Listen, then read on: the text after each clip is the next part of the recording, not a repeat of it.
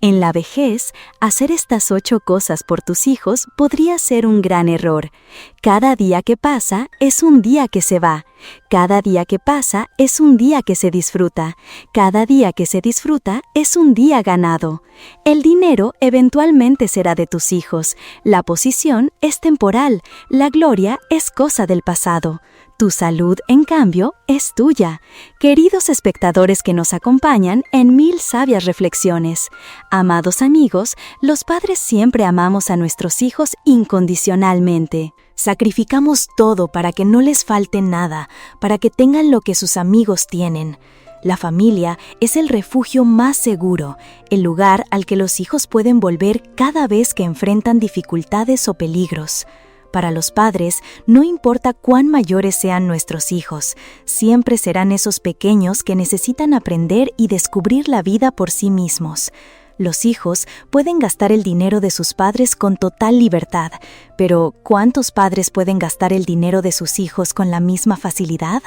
La casa de los padres es la casa de los hijos, pero ¿la casa de los hijos es realmente la casa de los padres? Cuando los hijos se enferman, los padres se preocupan, corren de un lado a otro. Pero cuando los padres se enferman, los hijos a menudo solo preguntan, ¿estás bien, mamá, papá? Y luego siguen con sus vidas. Aunque como padres nos preocupamos y nos ocupamos, para evitar que nuestros hijos se sientan agobiados y para que nuestra propia vida sea más placentera, debemos evitar estas 8 cosas. ¿Y cuáles son estas cosas? Los invito a 1000 sabias reflexiones a escuchar y reflexionar conmigo. Primera cosa, intervenir demasiado en la vida de los hijos. Para nosotros, nuestros hijos son los seres más maravillosos. No dudamos en regalarles elogios alados. Eres tan talentoso o eres tan hermosa. Y siempre nos preocupamos por ellos, desde sus comidas hasta su sueño. Sin embargo, esta mentalidad de sacrificio y preocupación por los hijos a menudo nos hace olvidarnos de nosotros mismos, de las cosas que aún queríamos hacer, de los sueños que no pudimos cumplir. A veces, los padres usamos ciertas maneras de entrometernos demasiado en la vida privada de nuestros hijos. Revisar su habitación o leer sus diarios puede cruzar esa línea. Es bueno intentar ser parte de la vida de nuestros hijos, cuidarlos, intentar fundirnos con su mundo. Pero preocuparse e intervenir demasiado profundamente en la vida de los hijos, de forma invisible, también puede hacer que se sientan agobiados.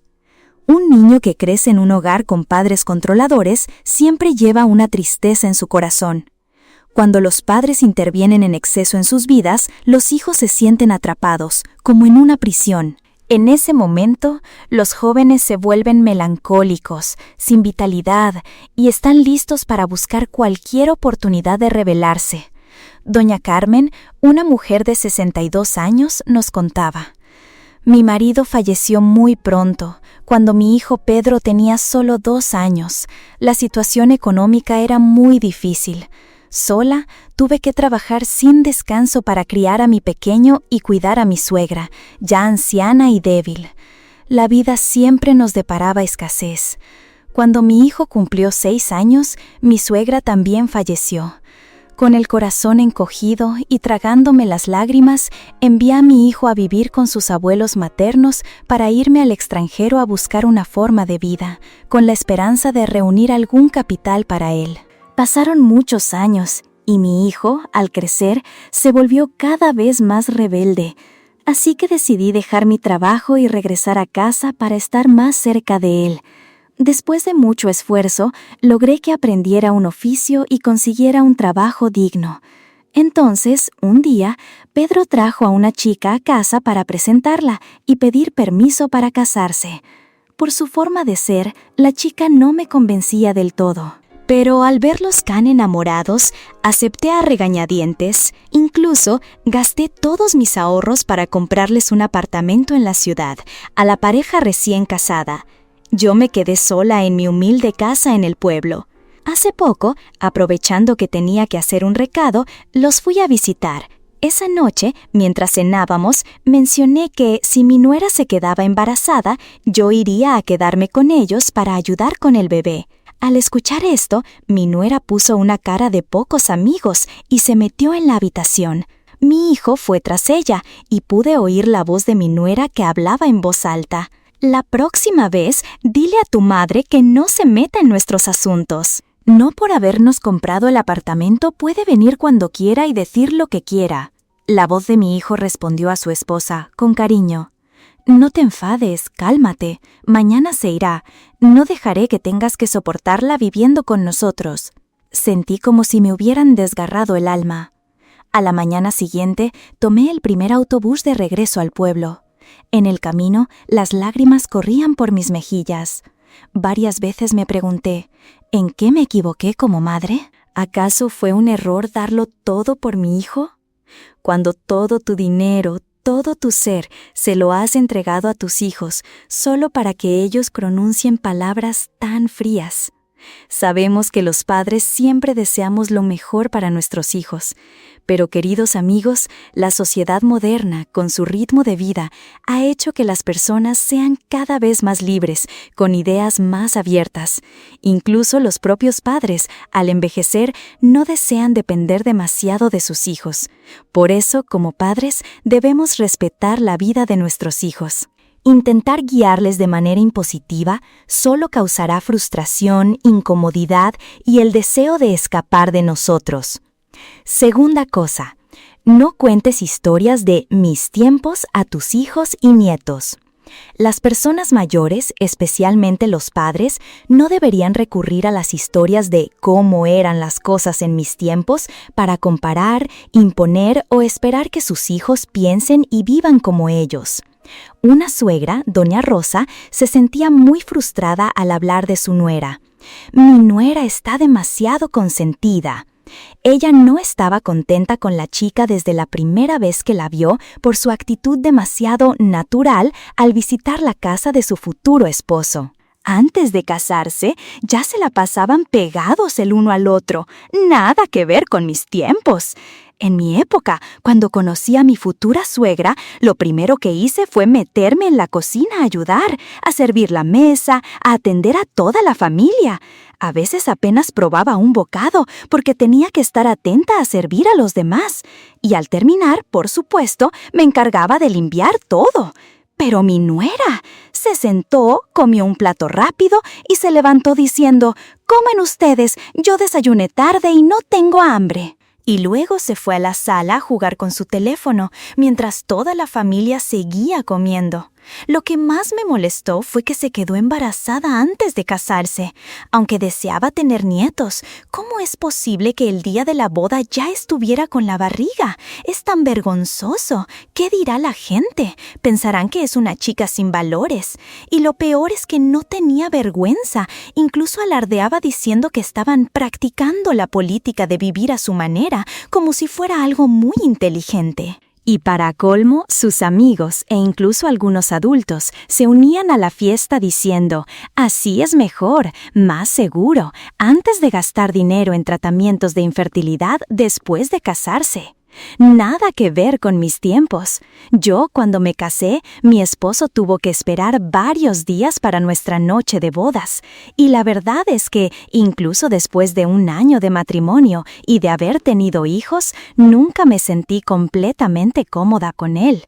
Hasta el día de hoy, con mis nietos en camino, sigo sin poder dormir con la luz encendida cuando mi marido está cerca. Con solo 7 meses de embarazo, mi nuera ya no hacía nada. Todo se lo tenía que llevar su marido a la boca. Verla caminar con esa dificultad, quejándose de vez en cuando, pidiéndole a su marido que la acompañara, pensaba para mí, como si nadie más en el mundo hubiera tenido un hijo antes. Yo, en mis tiempos, seguía trabajando hasta el día del parto. Me puse de parto en la oficina y tuve que ir sola al hospital en transporte. Estuve casi 2 días con dolores de parto antes de dar a luz. Nada que ver con ahora, que con un «ay, me duele» ya están pidiendo una cesárea. Lo que más me enfureció fue que cuando mi nuera volvió del hospital y le dije que le diera el calostro al bebé, me respondió directamente: «Como fue cesárea y estoy con antibióticos, no tengo leche. Le daremos leche de fórmula por ahora». ¡Qué madre tan desalmada y egoísta! Solo piensa en ella misma, no en el bienestar del niño. Alimentar a un bebé con leche de vaca, ¿cómo se puede comparar con la leche materna? Y cuando les digo algo, tanto mi hijo como ella me contestan que todo el mundo hace lo mismo, mamá. Los niños crecen y ellos no les enseñan a ir al baño, siempre con pañales.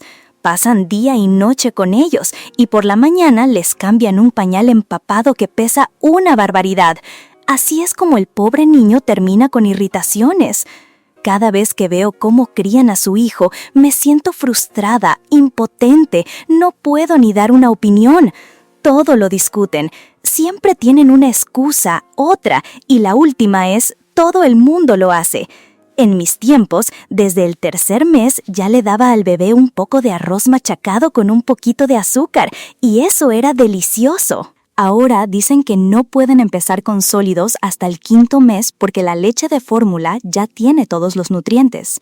Y lo de la comida sólida, ¡qué frustración! Les dan solo 1 o 2 cucharaditas de puré insípido para que se acostumbren y no aumentan la cantidad hasta 2 semanas después. Cuando el niño ya puede comer purés con sabor, se vuelve más complicado. Un poquito de esto, un poquito de aquello. Tienen que pesar todo con una balanza de precisión para seguir la receta. Antes, todo se cocía a fuego lento, se machacaba bien y se colaba el agua. Ahora lo meten todo en una batidora y hacen una papilla para niños que da asco verla, con todos esos colores y texturas irregulares. Les digo que no hace falta tanto alboroto, y mi hijo y su esposa me contestan que lo importante es que tenga todos los nutrientes, minerales y vitaminas, y que la apariencia no importa porque es agotador. Me siento impotente. Les hablo con indirectas, les doy consejos, me enfurruño, incluso les regaño, pero nada cambia. Me siento herida, despreciada. Hubo un momento en que pensé, que críen a sus hijos como quieran, no voy a meterme más. Pero es fácil decirlo y difícil hacerlo. Lo que hacen está siempre delante de mis ojos. ¿Cómo puedo ignorarlo? Todo me irrita. No pocas veces hubo conflictos, pero lo que más me duele es que mi propio hijo se ponga del lado de su esposa contra mí. No puedo echarlos de casa siendo su madre, aunque a veces lo desearía para no tener que verlos. Ese sentimiento de tristeza y nostalgia por los viejos tiempos es muy común en muchas personas, no solo en la crianza de los hijos, sino en todos los aspectos de la vida social. Muchos incluso anhelan que ojalá volvieran los viejos tiempos. Sin embargo, el tiempo nunca regresa. Eso es algo que debemos aceptar. Por lo tanto, no debemos recordar ni imponer a nuestros hijos las cosas del pasado, las cosas que ya se fueron. Tercera cosa, vender tu casa a tus hijos y vender también tu alegría.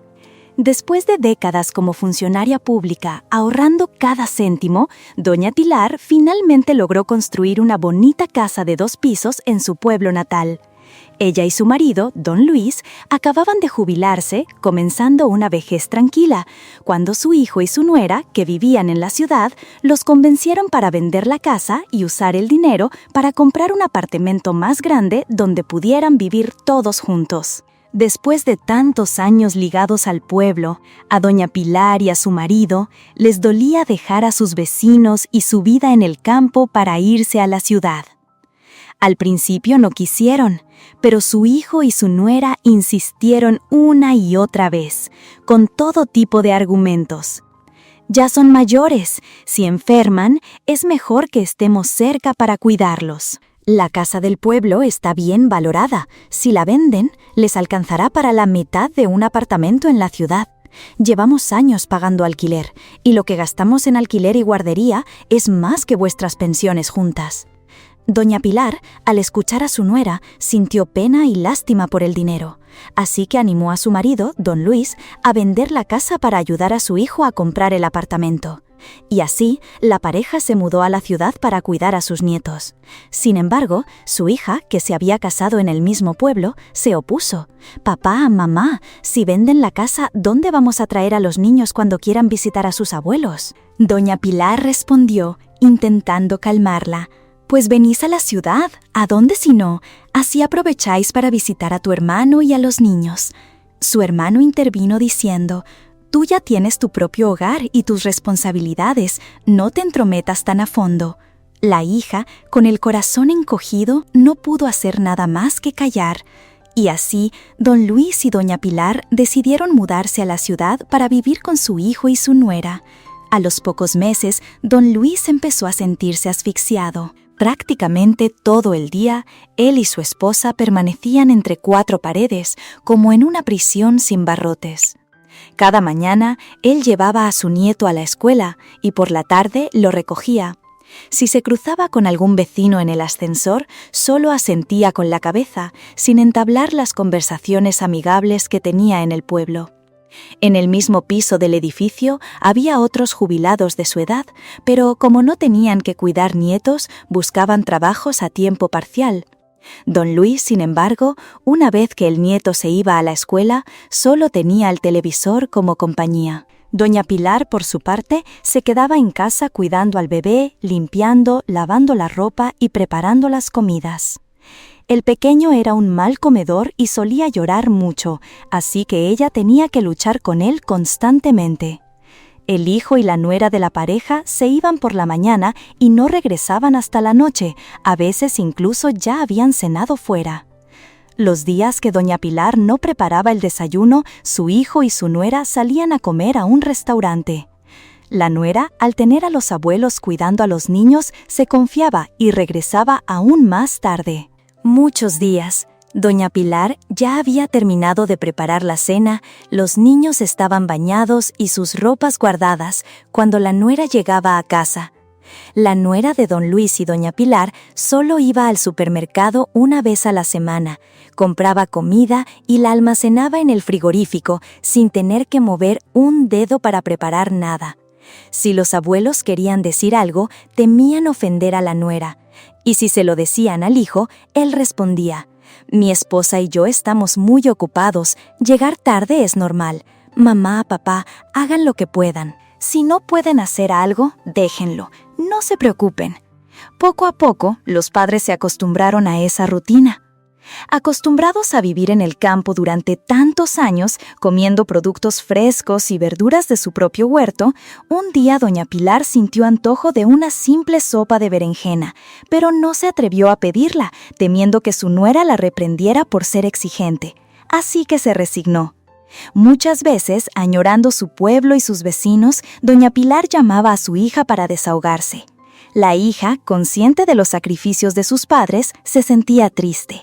Medio en broma, medio en serio, les dijo: «Ahora ustedes son literalmente los sirvientes, ¿verdad? Y ni siquiera son como sirvientes, porque ellos al menos cobran un sueldo mensual y pueden tomarse días libres para visitar su pueblo. Ustedes ya ni eso tienen». Doña Pilar, al escuchar a su hija, sintió un pinchazo en el corazón y pensó: «Claro, ella cree que ya no tenemos una casa a la que regresar en el pueblo». Se lo contó a su marido. Él suspiró. Unos años después, cuando el segundo nieto también empezó el preescolar y comía en la escuela como el mayor, don Luis y doña Pilar tuvieron más tiempo libre. En ese momento, la nuera empezó a quejarse de los gastos: la electricidad, el agua, el gas, las cuotas de la comunidad, la matrícula de los niños. Varias veces, al ver a su nuera quejarse deliberadamente, los abuelos empezaron a preocuparse. Así que decidieron: de ahora en adelante le daremos una de nuestras pensiones a nuestra nuera para los gastos. Pero cuando doña Pilar enfermó, don Luis tuvo que cuidarla solo en el hospital, y además, todos los gastos médicos salieron de sus propios ahorros. Él pensó: «Menos mal que no les di todos mis ahorros. De lo contrario, tendría que pedirle dinero a mi nuera hasta para un céntimo». Después de muchas noches de reflexión, los abuelos decidieron dejar la ciudad y regresar al pueblo para vivir su vejez. Los nietos ya eran mayores, no necesitaban que los abuelos los cuidaran. Lo que más lamentaban era haber vendido la casa que habían construido con el esfuerzo de toda su vida. Ni con todo el dinero del mundo podrían recuperarla, y menos aún cuando ya le habían dado todos sus ahorros a su hijo. Si volvían al pueblo, ya no tendrían una casa ni un terreno donde vivir. Si vivían en casa de su hija, la gente del pueblo se reiría de ellos. Don Luis habló con su hijo. «Danos algo de dinero para comprar un pequeño terreno, construir una casita de tejas, un lugar para honrar a nuestros ancestros y para que nosotros tengamos un techo». Para su sorpresa, el hijo respondió con indiferencia. «Papá, mamá, si han decidido volver al pueblo, no podemos retenerlos, pero ahora mismo no tenemos dinero. Quizás podrían pedir un préstamo al banco, usando vuestras pensiones como garantía. Cuando tengamos dinero, nosotros se lo devolveremos». Las crueles palabras de su hijo dejaron a los abuelos en silencio, con un nudo en la garganta, sin poder decir nada más. Pero en ese pequeño pueblo, ¿cómo ocultar algo así? Todos los que se enteraron sintieron pena por la pareja de ancianos. La gente empezó a decirse unos a otros: «No sean tan ingenuas como para vender su casa e irse a vivir con sus hijos a la ciudad para cuidar a los nietos». Cuarta cosa, esforzarse al máximo por los hijos con la esperanza de que te lo devuelvan. Todo padre desea que sus hijos los traten bien en el futuro. Por eso, siempre se entregan por completo a su crianza. Hay un dicho popular que dice: «El pez cabeza de serpiente, consumido por sus crías». Se refiere al amor y el sacrificio de los padres por sus hijos. El pez cabeza de serpiente es un pez de agua dulce, común en estanques, lagos y canales. Una característica particular de este pez es que durante la temporada de reproducción, la madre construye un nido con plantas acuáticas, pone sus huevos y luego se esconde debajo, vigilando con sumo cuidado. Las crías nacen en grandes números y nadan en cardúmenes, como una nube de alevines. Y la madre, cada vez que encuentran un lugar peligroso con aguas turbulentas, las traga para que se sumerjan profundamente hasta que la paz regresa. Luego, la madre libera a sus crías para que naden libremente en la superficie o cerca de la orilla en busca de alimento. La madre permanece justo debajo, observándolas hasta que crecen y se vuelven independientes. Cuentan que, en un tiempo, hubo una sequía muy larga que hizo que el estanque se secara. La fuente de alimento para los peces cabeza de serpiente se volvió escasa. Los alevines, desesperados, chapoteaban sin encontrar nada que comer. La madre pez, con el corazón encogido por sus crías, saltó a la orilla y se arrastró en busca de alimento.